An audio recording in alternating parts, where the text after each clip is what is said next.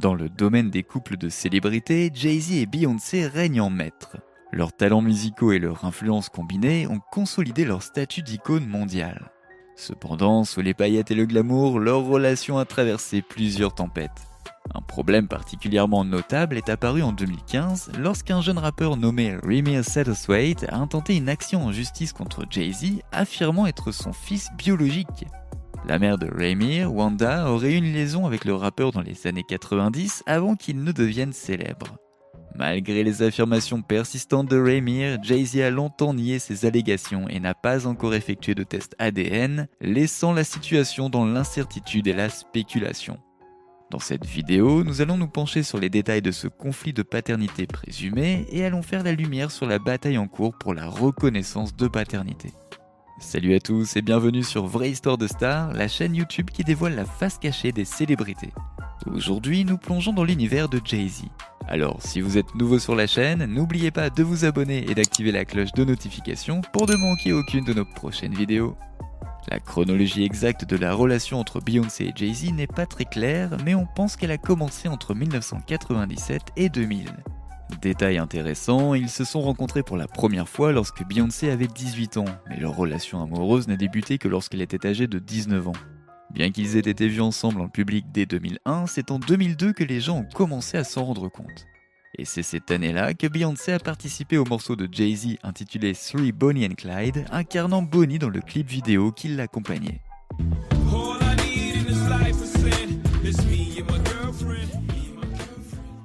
L'utilisation par Jay-Z du terme « petit ami » n'a fait qu'accroître la prise de conscience du public quant à l'approfondissement de leur lien.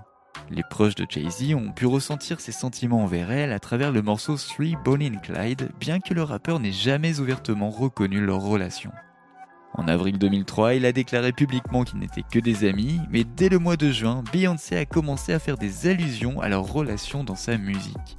Et à la fin de l'année, elle l'a même qualifié de son petit ami sans que Jay-Z ne s'y oppose. Leur première apparition sur le tapis rouge a eu lieu en août 2004, marquant ainsi une étape importante pour le couple. Cependant, en 2005, des rumeurs ont circulé suggérant que Jay-Z avait une liaison avec Rihanna. Heureusement, ces spéculations ont été rapidement écartées et considérées comme une tentative de nuire à l'album B-Day de Beyoncé, ce qui a permis à leur relation de persévérer.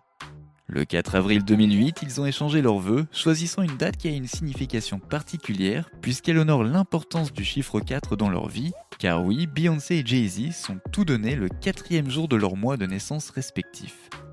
L'heureuse nouvelle de l'arrivée de leur premier enfant a été annoncée en août 2011 et Blue Ivy Carter est née le 7 janvier 2012.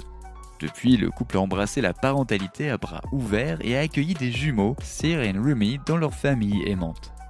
Jay-Z aborde son rôle de père avec le plus grand dévouement et le plus grand plaisir, tandis que l'engagement de Beyoncé en faveur de la discipline est évident, même si elle rejette la notion de châtiment corporel. Elle choisit plutôt d'engager des conversations réfléchies avec ses enfants, ce qui s'est avéré efficace pour favoriser leur croissance et leur développement. Décrite comme une équipe très soudée, la famille apprécie les liens étroits qui l'unissent et le temps qu'elle passe ensemble. C'est au cours de cette période que les Satterthwaite ont intenté une action en justice contre Jay-Z pour n'avoir pas produit de test de paternité et se sont déclarés surpris par le niveau d'attention que leurs revendications ont suscité lorsque l'action en justice a été divulguée aux médias. Initialement déposée devant un tribunal civil en décembre 2014, la plainte avance que le rappeur aurait une relation avec la mère de Ramir en 1992. Cependant, le tribunal a rejeté l'affaire en raison d'allégations selon lesquelles Jay-Z et son avocat avaient fabriqué des informations trompeuses au cours de la procédure judiciaire. La mère de Ramir s'est confiée à lui, laissant entendre qu'elle croyait que le magnat du rap était son père biologique, alors qu'il n'avait que 8 ans. Mais malgré les efforts constants de Ramir pour se faire reconnaître, Jay-Z reste déterminé à refuser de le reconnaître comme son fils. En 2018, Ramir a affirmé que son père présumé avait profité de sa richesse et de son influence pour éviter de se soumettre à des tests ADN qui auraient pu établir définitivement leur relation biologique pendant plus de 8 ans. Et malgré la demande persistante de Ramir pour un test de paternité, ces appels ont été rejetés à plusieurs reprises, le juge estimant que son père avait déjà été identifié. L'affaire est restée en suspens jusqu'à ce qu'un certificat de naissance soit présenté comme preuve, montrant qu'aucune autre personne n'avait été enregistrée comme étant le père de Ramir. Selon Remir, Robert Graves a d'abord été désigné comme son père jusqu'en 2011, date à laquelle un test ADN a prouvé de manière concluante que ce n'était pas le cas. Bien que Jay-Z ait également été invité à se soumettre à ce test, il a refusé. La tutrice de Remir est allée jusqu'à engager une bataille juridique contre ses propres avocats qu'elle estimait avoir collaboré avec l'équipe juridique de Jay-Z afin de faire obstruction à la procédure de test de paternité.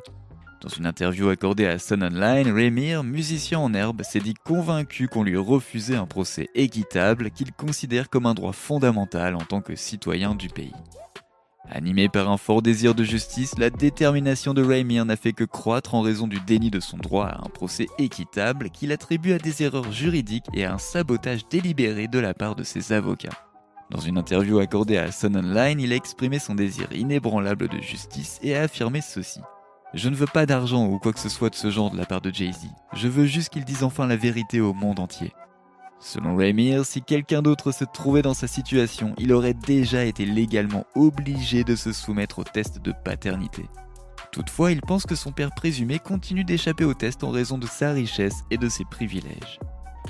Le 4 avril 2008, Beyoncé et Jay-Z ont échangé leurs vœux lors d'une cérémonie de mariage privée à laquelle assistaient leurs amis les plus proches et leur famille. Leur relation s'est épanouie alors qu'ils poursuivaient tous deux leur carrière, consolidant ainsi leur statut de couple phare de l'industrie musicale, et l'impact de leur relation a été évident pour l'entourage de Jay-Z lorsqu'il a sorti son titre emblématique 3 Bonnie and Clyde. Mais malgré cette histoire d'amour célébrée à Hollywood, le passé de Jay-Z et ses problèmes d'infidélité ont continué à refaire surface.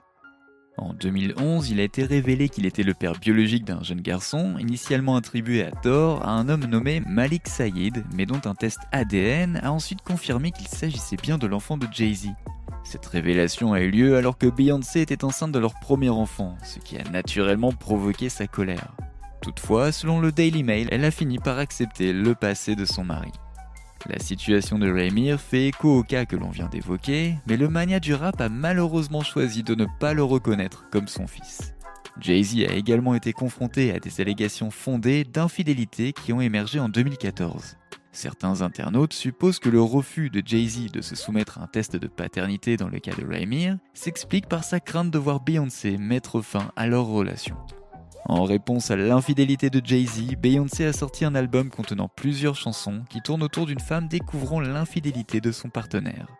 Jay-Z a alors admis qu'il n'était pas vraiment surpris que sa femme ait choisi cette approche artistique pour exprimer sa vérité.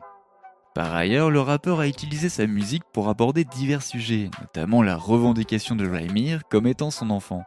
Dans sa chanson Heard About Us, il a fait allusion à cette affaire en établissant un parallèle avec Billie Jean, un classique de Michael Jackson dans lequel ce dernier réfutait les rumeurs selon lesquelles il aurait eu un enfant avec une fan obsédée par lui. Merci de nous avoir rejoints pour ce voyage un peu fou dans l'histoire inédite du prétendu fils abandonné de Jay-Z. Les complexités et les controverses entourant ce conflit de paternité ont tenu le monde en haleine pendant des années. Alors que la quête de justice de Remir se poursuit, son envie de connaître la vérité reste inflexible. Le refus de se soumettre à un test de paternité et les allégations de privilèges et d'évitement soulèvent d'importantes questions sur l'équité et la responsabilité. Nous espérons que cette vidéo vous aura permis de faire la lumière sur ce récit passionnant et qu'elle va susciter des discussions intéressantes. Et vous, pensez-vous que Jay-Z est le véritable père de Remir ?